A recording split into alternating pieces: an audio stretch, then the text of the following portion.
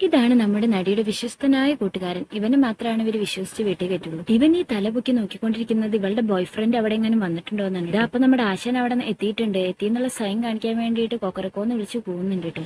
കൂട്ടത്തിലെ ആ വെള്ള കോഴിയാണ് നമ്മുടെ കഥയിലെ നായിക. അപ്പൊ ആ ചാത്തന്റെ കോല് കേട്ടപ്പോ തന്നെ ഇവര് കണ്ടോ, രണ്ടാളും അറിയാത്ത പോലെ മുങ്ങാണ്, മറ്റു രണ്ട് കോഴികൾ അറിയാതെ.